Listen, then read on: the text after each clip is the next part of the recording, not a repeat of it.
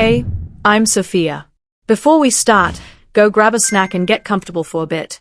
These stories take their time, and they are told the way I'd tell a friend late at night. I really hope you enjoy them. This story has one update on it and my own opinion at the end. Comment and tell me if you agree. Let's begin. After my fiancé cheated with my best man, I turned the tables and made a new life for myself. I had my key halfway into the lock when I heard Jason's laugh from inside our apartment. Sharp, familiar, like someone cracking a joke at a bar, and my stomach did this slow, ugly flip. The hallway outside our door smelled like someone's curry and laundry detergent. My arms were full. Groceries digging into my forearms, a paper bag of lemons slipping, my engagement ring catching on the plastic as I tried to balance everything. I stood perfectly still, listening. I heard Mark's voice next, lower, warm, the one he used when he was trying to soothe someone. Then a quieter sound, almost a whisper, and then the soft thud of feet moving fast across hardwood. My brain tried to build innocent explanations in real time. Maybe Jason dropped by, maybe they're planning a surprise, maybe I'm being ridiculous, until I noticed Jason's shoes on the mat through the crack under the door. Not just his shoes. His shoes kicked off like he wasn't leaving soon. My throat tightened. I set the grocery bags down slowly, like the sound might break whatever fragile lie I was still clinging to. I turned the key and pushed the door open, and the first thing that hit me was Mark's cologne. Too much of it. Mixed with the sharp smell of alcohol and the sweet, cheap scent of Jason's aftershave. The living room lights were off, but the bedroom light was on, a narrow strip glowing down the hallway like a sign. I took one step inside and felt the floor cold under my flats. "Hello," I called, and my voice sounded wrong, thin and high. The hallway went quiet for half a beat. Then Mark said my name like he'd just remembered I existed. "Rania, wait." It was a Tuesday night, 2.5 weeks before my wedding, and I had left work early because I'd been nauseous all day from stress and bridal planning, and the weird way people act like getting married is a group project. Mark and I had been together for 6 years. We met at a friend's birthday in Newtown, the kind where everyone's drinking canned cocktails on a balcony and shouting over music. He was the calm one in the corner, who actually listened when I talked. He felt like safety. When he proposed last year at a lookout by the coast, my hands shook so badly, I dropped the ring box in the dirt and we both laughed, and I remember thinking, this is it. This is the life I've been building toward. Jason, my best friend since uni, my chosen family, the guy who helped me move apartments twice and once sat with me in urgent care when I had a panic attack so bad I thought my heart was failing, was going to be Mark's best man. The three of us had a rhythm. Dinners. Movies. Inside jokes. Jason liked to tell people he was the brother I deserved. Mark loved him like family. That's what I told myself anyway. In the hallway that night, with the bedroom lights spilling out and Mark saying, "Rania, wait," I felt my body go strangely calm, like my nerves were unplugging to protect me. I walked down the hall because I needed my eyes to tell my brain the truth. My hands were still empty from putting the groceries down, but they felt heavy, like they'd been filled with wet sand. When I reached the bedroom door, I didn't push it open dramatically. I just leaned into the doorway and looked. Jason was sitting on the edge of our bed, shirt half-buttoned, hair messed up in a way that made my skin crawl because it wasn't his style. Mark was standing barefoot on my side of the bed, one hand on the duvet like he'd been bracing himself. The sheets were rumpled, and my stomach turned at how normal it looked, like this could be any couple after a long day, except it was my fiancé and my best man, in my room, in my life. Jason's eyes snapped up to mine, and for a split second his face went blank. Mark's face, God, Mark's face, crumpled into something I didn't recognize, fear and shame and irritation, all mashed together. "Rania," Mark said again, stepping forward with both hands half raised, like he was approaching a wild animal. "It's not." Jason's voice cut in. Too fast. "Okay, don't freak out." I stared at him. That sentence in that moment was almost funny. My mouth opened and nothing came out. My brain felt like it was skipping. Mark moved closer. "I can explain." "No," I said finally, and my voice sounded steady, which surprised me. Don't. I pulled my phone out of my pocket because my body did it automatically, like muscle memory in a crisis. My hands shook so hard, I almost dropped it.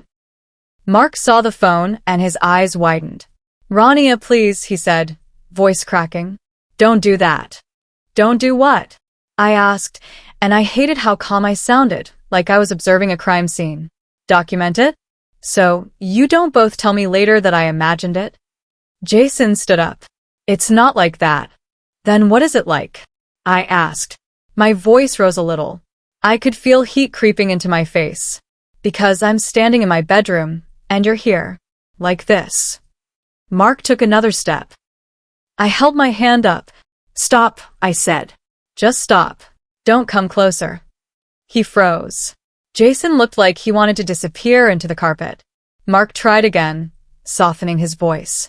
"We weren't trying to hurt you." That sentence did it. Something in my chest snapped, not into screaming, but into clarity so sharp it almost hurt. Because if they weren't trying to hurt me, then what? They just accidentally fell into betrayal in my bed? They just tripped into lies for months? I backed up, out of the doorway. "Get out," I said, looking straight at Jason first. "You. Leave." Jason blinked like he didn't understand English. "Rania." "Leave," I repeated. "Now. Before I do something stupid like beg you to explain." Mark's voice went desperate. "Please don't do this tonight." I turned and looked at Mark. "Don't tell me what to do," I said quietly. "Not tonight. Not ever again."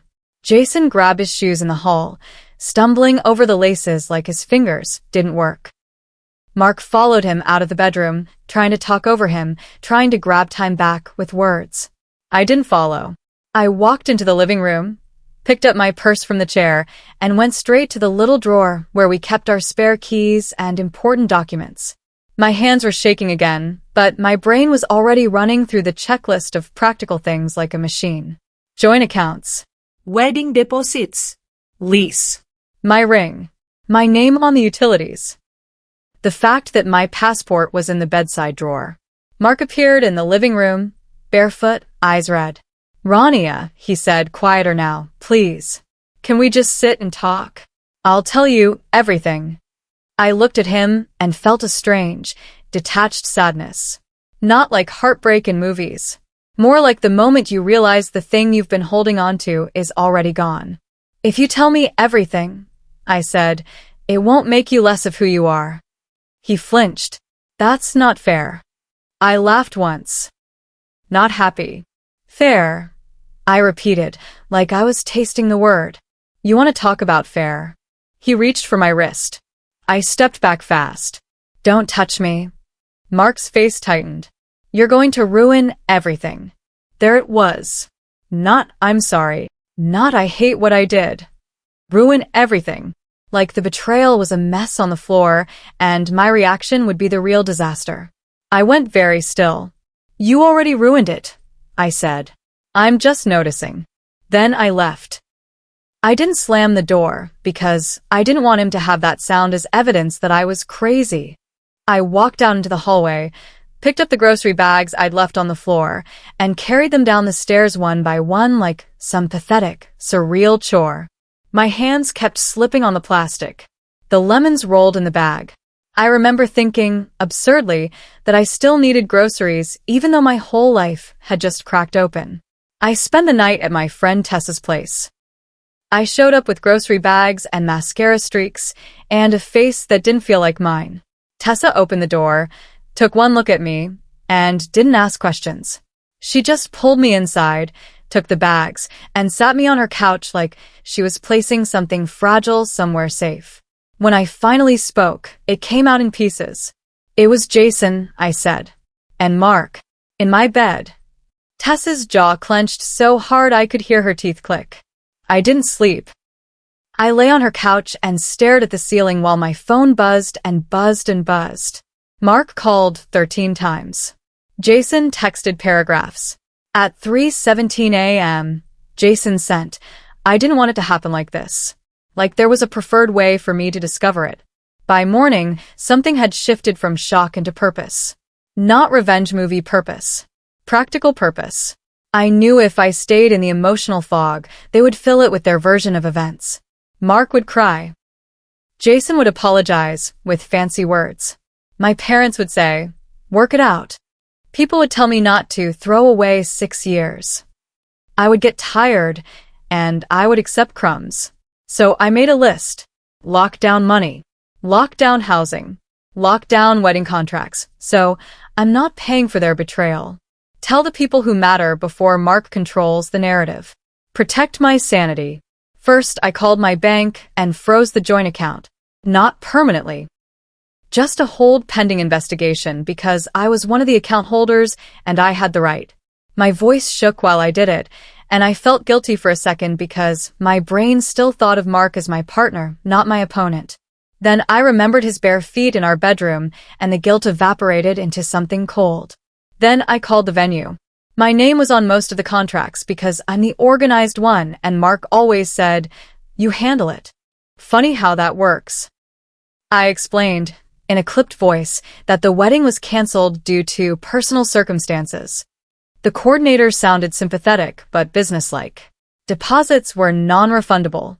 Okay, fine. I could live with losing money. What I couldn't live with was paying more. I went down the list.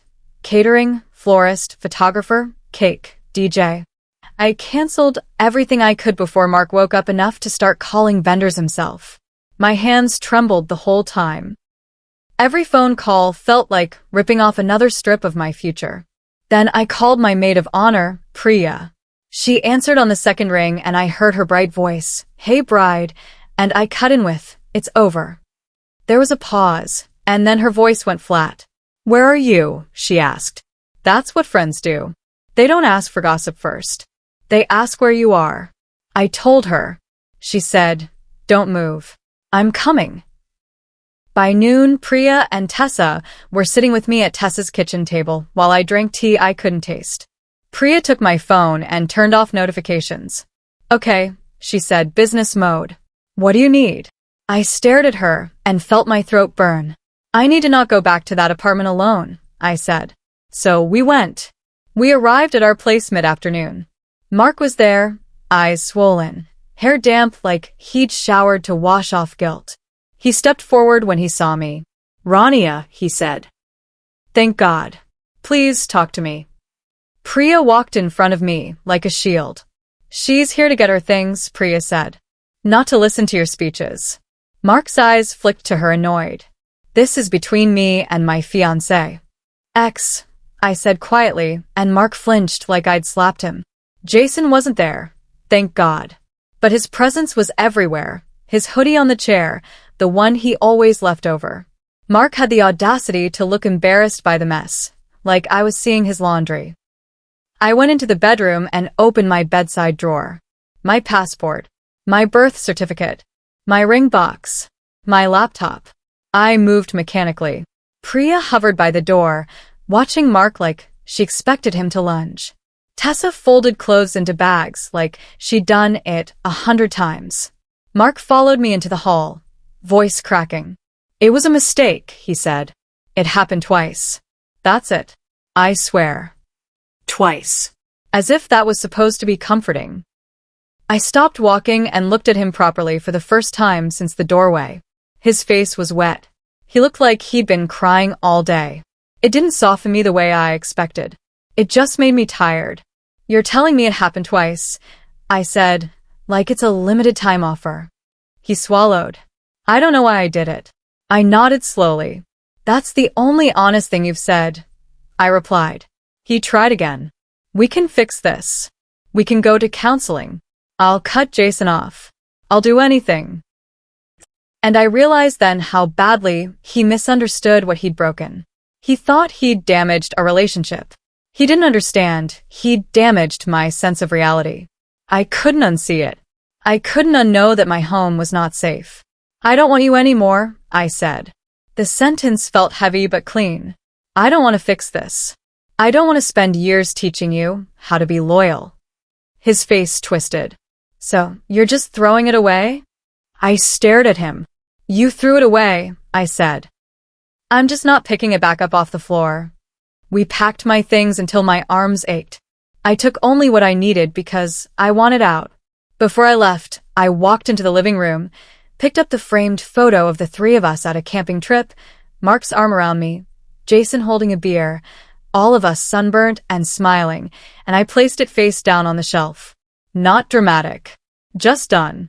Mark followed me to the door. Please, he said one last time. Don't tell people. Don't humiliate me. That request, protect my reputation, made my mouth go dry. You humiliated me, I said. You don't get privacy around the harm you caused. Then I left.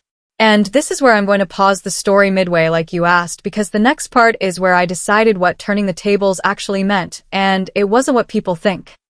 Mark is the kind of man who wants to be seen as a good guy more than he wants to actually behave like one. His instinct wasn't to take responsibility, it was to manage the consequences. Don't humiliate me told me everything. He was more afraid of looking bad than he was ashamed of what he did.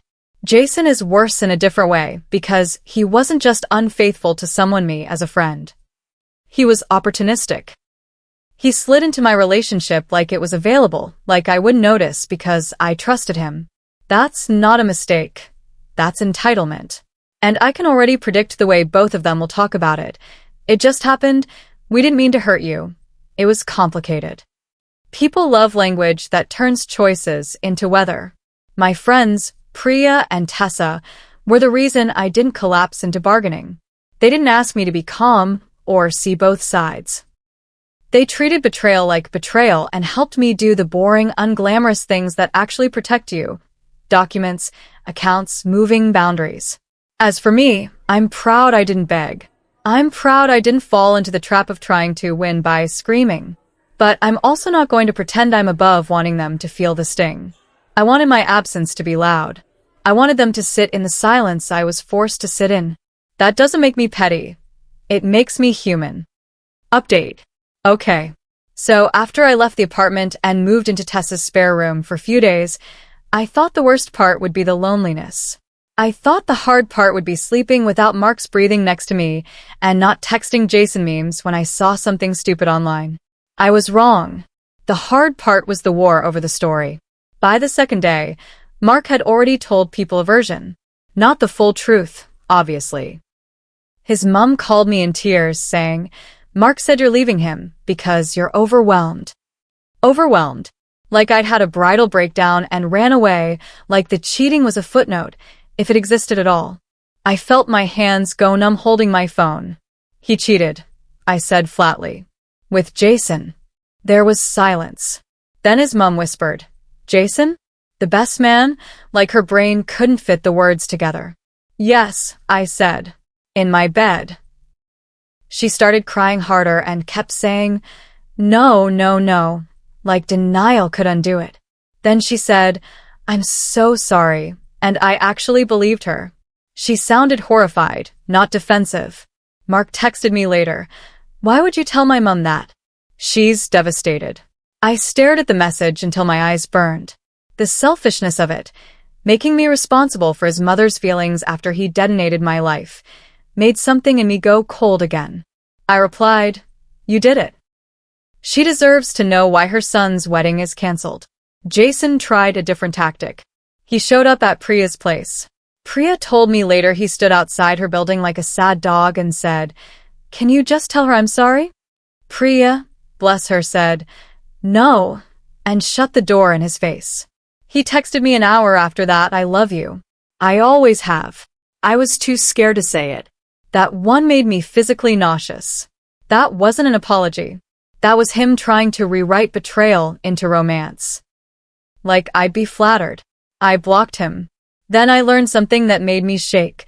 Mark and Jason weren't, a mistake that happened twice. It had been going on for 3 months. Priya found out because her cousin works in the same building as Mark, and apparently Mark had been leaving early for gym sessions with Jason. They weren't at the gym. They were at a hotel near the city because Jason had a friend who worked there and could get discounts. That detail made me furious in a way I can't fully explain. It wasn't just the sex. It was the planning. The little lies.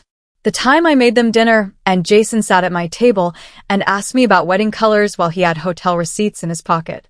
I wanted to call Mark and scream. I didn't. Instead, I did the thing that actually turned the tables. I controlled my own logistics so they couldn't control me with chaos. I called a lawyer to ask about the lease.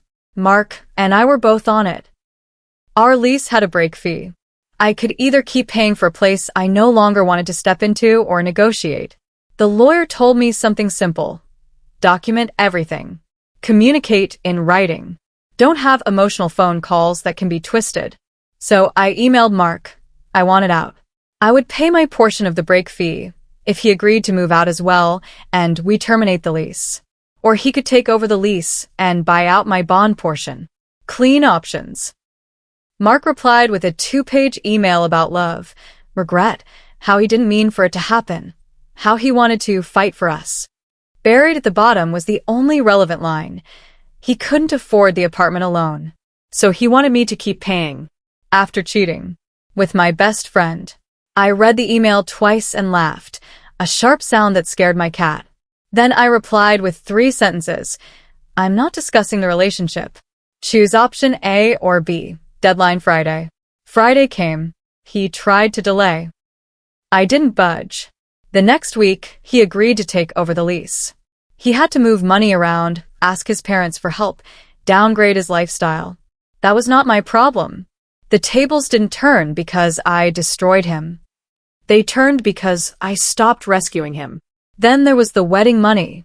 Most deposits were already gone.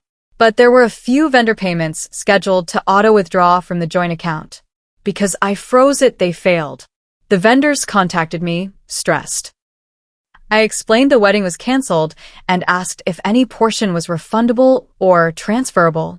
Some weren't. But 2, our photographer and our cake deposit, offered partial refunds. I took those refunds into my personal account, not the joint, because I was the one who paid them initially. Mark tried to argue. He sent, "That's not fair." I wrote back, "Neither was cheating." Friends started choosing sides, which was the part one hated most. I didn't want people. I wanted peace. But life doesn't give you peace when betrayal goes public. 2 of Mark's friends unfollowed me like I'd committed a crime. Jason's friend group went quiet, then one of them messaged me privately to say, "I'm sorry." He did something similar to another guy's girlfriend in uni. That message made my skin crawl. Pattern. Of course. The hardest moment came when my dad called me and said, "Maybe you should hear him out." I wanted to scream. I didn't. I said, "Dad, if someone breaks into your house, do you invite them for tea because they're sorry?" My dad went quiet and finally said, "No," I said, "Exactly." A month passed. I moved out of Tessa's spare room into a tiny apartment by myself. It was nothing fancy, thin walls, a squeaky ceiling fan, the smell of someone else's cooking seeping in. But it was mine. I bought new sheets because I couldn't sleep on anything that reminded me of our bed. I bought a cheap lamp that made the room warm at night. I started walking every morning because if I stayed still, my brain would replay the hallway light and the half-buttoned shirt like a loop. Then Mark showed up at my door. I didn't open it. I stood behind the door with my hand on the knob, heart pounding, and said, "Go away." He said through the door, "Please." 5 minutes.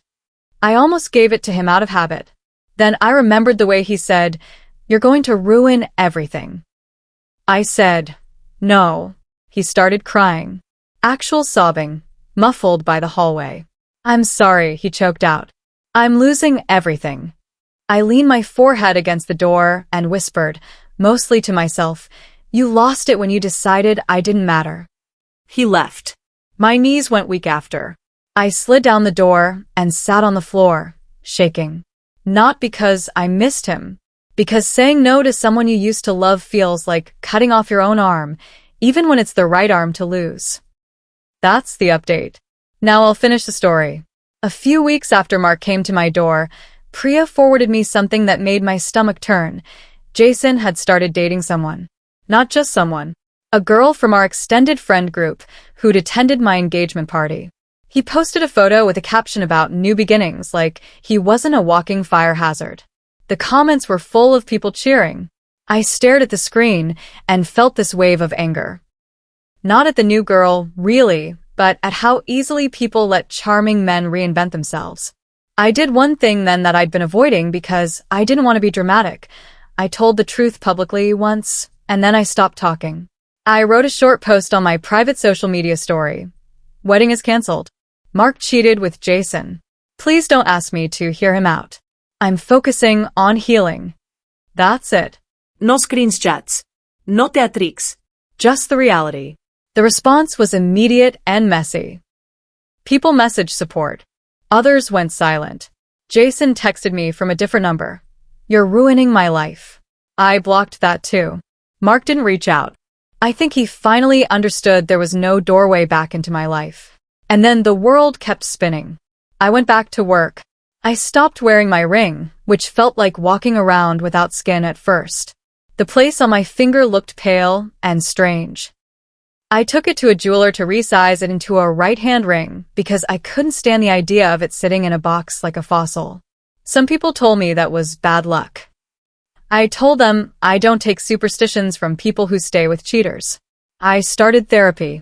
The first session, I mostly stared at the carpet and said, I feel stupid. The therapist asked gently, why? And I said, because I trusted them. She nodded and said, trust is not stupidity. Betrayal is a choice. I wrote that sentence on a sticky note and put it on my fridge. I learned how to cook for one. I learned that silence in an apartment can feel peaceful instead of lonely when it belongs to you. I learned that my body could relax again without waiting for someone to prove they were lying. And slowly, without fireworks, I built a new life. Turning the tables wasn't humiliating them at a party. It wasn't revenge sex. It wasn't a dramatic speech. It was closing the joint account. It was refusing to keep paying for the apartment. It was telling the truth once and not carrying their shame like it was mine. It was choosing myself in 1,000 tiny ways until I miss him stopped feeling like an emergency. 6 months later, I ran into Mark at a grocery store. I saw him first in the cereal aisle, staring at a shelf like he'd forgotten how to choose food. He looked thinner, older. He saw me and froze, cart halfway pulled out. His face did that same crumple of shame. I expected to feel something explosive. I didn't. I felt distance. Like he was a chapter I'd already finished reading. He opened his mouth. Rania. I held up a hand gently. Not angry, just firm. No, I said quietly. Not anymore. Then I walked away and bought my groceries and went home to my squeaky fan and my warm lamp and my quiet. And I swear, twin, that moment felt like winning. Mark deserves exactly what he got. The reality that good guy branding doesn't protect you from consequences when you do something cruel. He didn't cheat and then face it. He cheated and then tried to manage the fallout like it was a PR crisis. The fact that his biggest fear was humiliation tells me he valued his image more than my safety. Jason is the real villain here, not because cheating with a friend is worse in some mathematical way, but because he violated the one relationship that was supposed to be unquestionable. Best friends don't get tempted. Best friends don't end up in your bed. Best friends don't type long messages about it didn't mean anything while also trying to sell it as I always loved you. Jason wanted whatever story would get him the least consequences. That's not love. That's survival instinct with a haircut. Priya and Tessa are the kind of friends everyone thinks they have until something actually goes wrong. Then you realize who shows up with a plan instead of platitudes. They didn't romanticize my pain. They didn't tell me to be the bigger person in a way that meant swallowing disrespect. They helped me protect my future when my nervous system couldn't do it alone. And me? I did something hard and unglamorous. I chose the boring kind of power. The kind where you lock down your accounts, you put everything in writing, you don't negotiate with tears, and you stop letting people drag you into emotional courtrooms. It's not as cinematic as blowing up a wedding, but it's the kind of strength that actually lasts. Also, let's be real. Anyone who says it just happened about a 3-month affair is either lying or profoundly allergic to accountability. People don't just happen into hotel discounts and months of deception. They choose it. Over and over. Mark and Jason can live with their choices. I'm not carrying them anymore. The new life I built isn't better because it's louder or shinier. It's better because it's mine and nobody in it is allowed to treat my trust like a resource they can steal and then apologize their way out of.